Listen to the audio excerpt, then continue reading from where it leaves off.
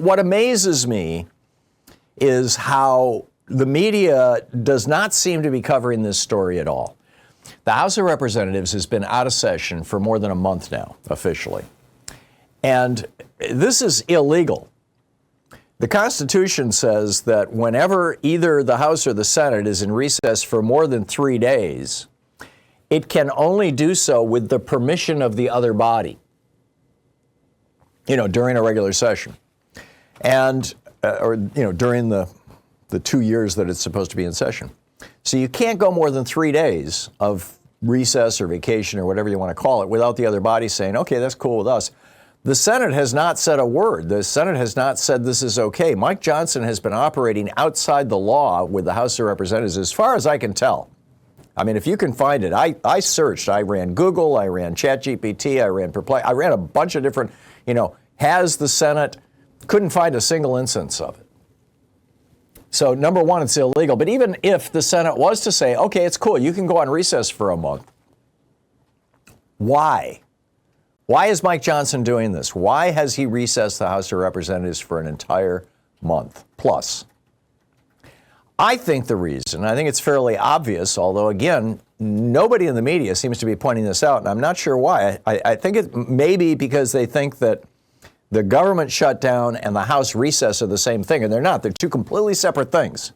In fact, they're unrelated to each other. The House went into recess before the government shutdown began.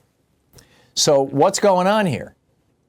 This, in my opinion, is Mike Johnson handing king-like powers to Donald Trump. Let me explain. One of the principal jobs of the House of Representatives, of Congress in general, in both the House and the Senate, the first among equals, the Article I branch, is to keep in check, to hold in check the power of the executive, of the president, to prevent a president from behaving like a king. The founders wrote this into the Constitution because they had just dealt with George III. So here you've got James Madison, the father of the Constitution, writing in Federalist number 47, quote, "No political truth is of greater intrinsic value or is stamped with the authority of more enlightened patrons of liberty than that the accumulation of all powers, legislative, executive, and judiciary in the same hands may justly be pronounced the very definition of tyranny." Here's Thomas Jefferson commenting on Madison's, this was his comment on Federalist 48. That was from Federalist 47. This is Jefferson, the author of the Declaration of Independence. Quote, "All the powers of government, legislative, executive, and judiciary result to the legislative body. The concentrating of the point here, by the way, is that the House of Representatives ratifies the Electoral College votes. So, the presidency is defined by the House of Representatives. The judiciary requires approval of the Senate and Congress, the first Congress, had to literally create the courts out of nothing. So the Congress is literally the first among equals, and that's what Jefferson's talking about here. He says all the powers of government, legislative, executive, and judiciary result to the legislative body. The concentrating of these in the same hands is precisely the definition of despotic government. And elective despotism, and he put those words in all caps, elective despotism was not the government we fought for, but one in which the powers of government should be so divided and balanced among several bodies of magistracy so as no one could transcend their legal limits without being effectually checked and restrained by the others." You get this?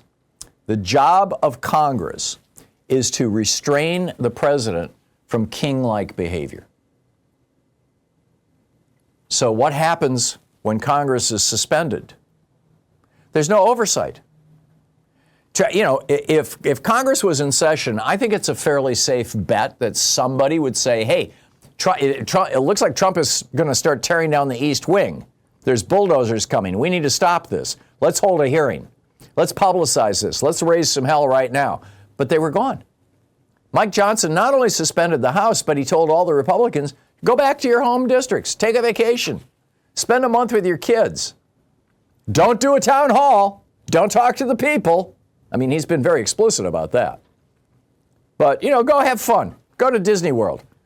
Or, on the government's dime, take a junket to Rome or something, Go visit the world.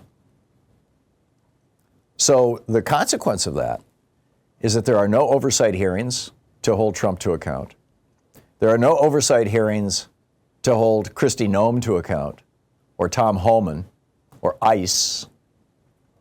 There's no oversight hearings to hold Pam Bondi to account, or even to ask her why for 8 years as Attorney General of Florida while Jeffrey Epstein was raping young girls, why didn't she do anything about it? Or why is she continuing to hide the Epstein, documents? I mean, we've got, what was her name? I think it was Amy Wallace, who was the co-author with Virginia Giuffre of Nobody's Girl, her autobiography, coming out and saying that there's these 20 men that they Bondi knows their names, Kash Patel knows their names, she knows their names. But, Congress isn't there. They can't do anything. There is no authority. What Mike Johnson has done, and if he continues this, and if this happens frequently throughout the Trump presidency, what he has done is he has handed to Donald Trump the powers of a king.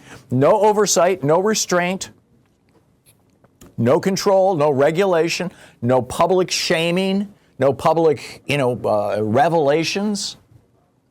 It's just, Donald, you get to do what you want. And if we continue to allow this, if he continues to keep the House out of session, we might as well recall, let's just change the United Kingdom of America instead of the United States of America, or maybe the Trump Kingdom of America. I mean, after all, he's building his Epstein ballroom. It's a clone of the throne room in the Winter Palace.